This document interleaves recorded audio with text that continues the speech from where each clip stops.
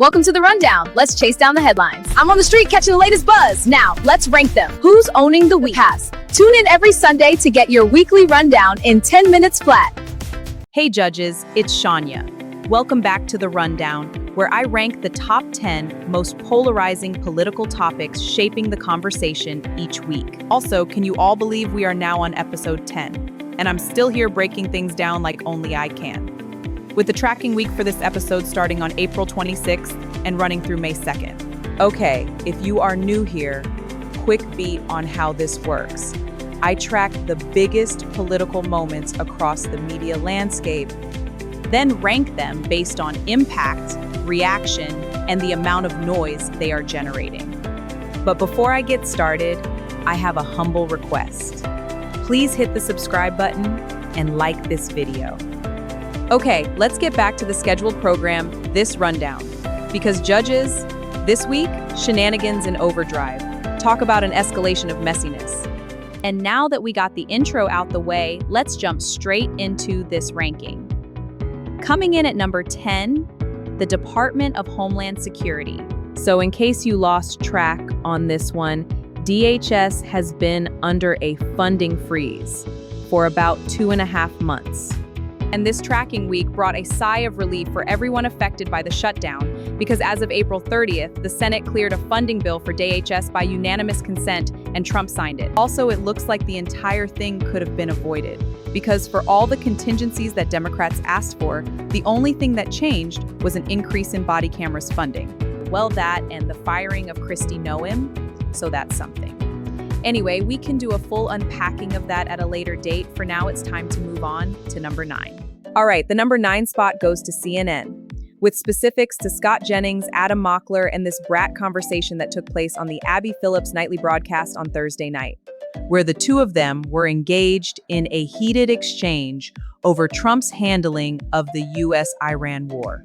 And during this exchange, Mockler, talking with his hands, seemingly was out debating Scott Jennings, and that is when things took a turn.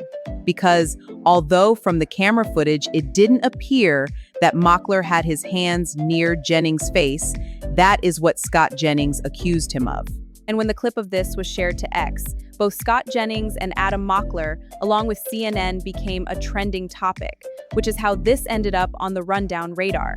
So judges, now it's time to transition to number 8, because there is a shakeup with the Democrat primaries for Senate in the state of Maine, as the state's current governor, Jane Mills, has decided to suspend her current campaign. So this is a big deal because many were looking to her to be the head-to-head fight to go up against Susan Collins. And now that she is out, the Democrat frontrunner turns to Graham Plattner, the controversial veteran candidate that went viral a while back for his tattoo that was said to be racist in nature. So this is definitely one to watch, judges, because Democrats need every vote if they want a chance of taking majority of the Senate come November. All right, judges, mental health check-in. How are you all doing? Listen, we are zooming in to the number 7 spot. The Royals take DC by drizzle. So yeah, I thought this one was going to be a bigger bang with King Charles and Queen Camilla visiting the White House, but unfortunately, even with all the pomp and circumstance that came along with their visit, it fell flat. But the slight buzz with King Charles addressing Congress and the attachment of the royals to the Epstein files was definitely something that held the media space, which the better part of that time was focused around whether King Charles would address the Epstein victims because of his brother Andrew's alleged involvement, which ultimately he did not. Okay, next up on the Rundown, Jimmy Kimmel. So judges, I'm sure you saw this one, but in case you missed it, Jimmy Kimmel is under fire with Trump admin, and this is all due to an off-color joke he told that didn't age well. And what the entire segment is Kimmel doing a skit as if he was at the White House Correspondents' Dinner, roasting Donald Trump and Melania Trump. And in this skit, he mentioned that Melania was looking like an expected widower or something of the sort, and given the breach attempt at the WHCD, well, that's why the joke didn't go over well. Although, and we have to end this one with truth, that skit aired 2 days before the event. However, MAGA found it the day all the craziness went down, which is why Jimmy Kimmel is back in the eye of the bull. Judges, we are halfway there. Take a beat and hit that like button if you are still here holding it down with me. Now we move on to number 5, the Supreme Court. Now from the top, so it seems that there is a round robin going on with the states and redrawing their maps, which all started with Texas, but I digress. Because this one is SCOTUS decision related to Louisiana's redistricting. For this one, the biggest thing to pay attention to is the precedent being set here, as Louisiana was the first to go before the Supreme Court on this issue. And ultimately, the justice's ruling was a party line decision, coming in as a 6-3 split, which led to Hakeem Jeffries and Raphael Warnock speaking out on what they deemed to be a ruling with a racial undertone. And now we move on to number 4, someone who is no stranger to the rundown, Pete Hegseth. So judges, during the tracking week, Pete Hegseth found himself on Capitol Hill sitting through budget hearings in the House and the Senate, and these hearings did not come to disappoint, as Hegseth was called out from several of the legislatures about his mismanagement of this conflict with Iran and his firing of senior officials at the Pentagon. One of note was John Tester, who spoke brazenly to Hegseth, letting him know that he said he was incompetent from the beginning, and his sentiments had not changed. Another standout was Slotkin, because she pressed him on Trump sending the National Guard into polling places, and that exchange also got heated when Hegseth tried to deflect and accuse her of playing to the cable networks with her questioning. So let's keep this thing going. Moving on to number 3, James Comey. Well, it seems that the DOJ is targeting James Comey once again, as he was recently indicted on charges. And spearheaded by the acting AG, Todd Blanche, Comey is being accused of threatening Donald Trump, which this entire thing stems from a photo he shared to his IG this time last year, which was seashells spelled out to read 8647.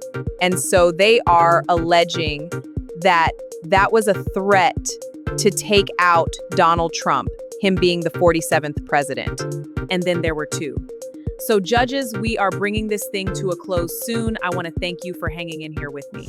Coming in at number 2, the US-Iran conflict. I can't lie, this is starting to shape up as the conflict that will never end. Because why is this still a thing? So this week, Trump declared that the ceasefire prevents him from having to go to Congress to request funds. Also, the naval blockade is still ongoing, and gas prices are still rising as a direct result of all of this. And finally, there still isn't a deal on the table. And talks to that regard has stalled, so who knows where things go from here. All right, judges, we have reached the number 1 spot. And everything has come down to DeSantis, Todd Blanche, and the White House Correspondents' Dinner. And this crown goes to the White House Correspondents' Dinner. And besides learning more about the attempted breach, which took place late Saturday night, I think the spinning from the Trump admin is what held the media more so throughout the week. Because they sent out everyone with the same message, which was about the importance of the ballroom and getting that project completed. Which some think it has to do with them trying to suppress the incompetence that happened that night and get people to focus on the dangling carrot, so to speak. But the coverage surrounding the armed gunmen, coupled with the ballroom, is why the fallout from the WHCD takes the crown for this episode of The Rundown. Okay, judges, there you have it. My top 10 political moments of the tracking week. And now it's your turn.